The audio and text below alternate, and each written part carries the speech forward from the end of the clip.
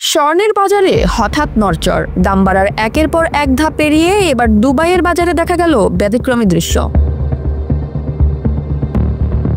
সংযুক্ত আরব আমিরাতের দুবাইয়ের প্রতি গ্রামের স্বর্ণের দাম কমেছে প্রায় 4.75 দিরহাম। ফলে 22 ক্যারেট স্বর্ণ এখন বিক্রি হচ্ছে 378.25 দিরহামে।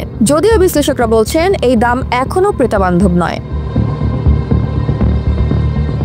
মঙ্গলবার 17 জুন এই অস্বাভাবিক দাম পতন লক্ষ্য করা যায়, আর এই ঘটনাকে আংশিক স্বস্তি হিসেবে দেখছেন অনেক ক্রেতা। কারণ মাত্র কয়েকদিন আগেই শুক্রবারে 22 ক্যারেট স্বর্ণের দাম পৌঁছে গিয়েছিল 390 দিরহামের কাছাকাছি।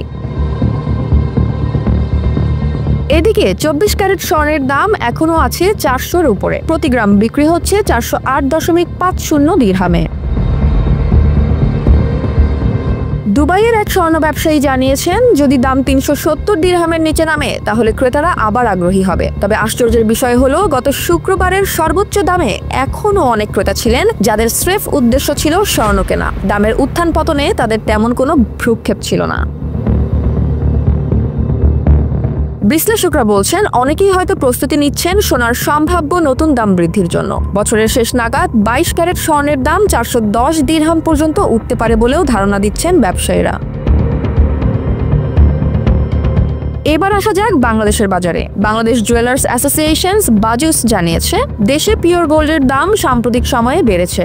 নতুন মূল্য অনুযায়ী 22 ক্যারেট প্রতি ভরি স্বর্ণ এখন 1,74,528 টাকা, 21 ক্যারেটের দাম 1,66,597 টাকা, 18 ক্যারেটের দাম 1,42,802 টাকা এবং সনাতন পদ্ধতির স্বর্ণের দাম 1,18,168 টাকা।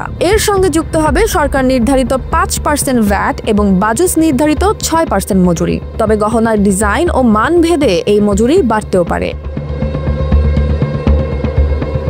সব মিলিয়ে বলা যায়, দুবাইয়ের দাম কমলেও বাংলাদেশের বাজারে এখনো স্বর্ণের দাম বেশ উঁচুতে। তবে ভবিষ্যতে আন্তর্জাতিক বাজারের পরিবর্তন কিভাবে প্রভাব ফেলবে স্থানীয় বাজারে, অথবা আদৌ প্রভাব ফেলবে কিনা, সেটাই এখন দেখার বিষয়।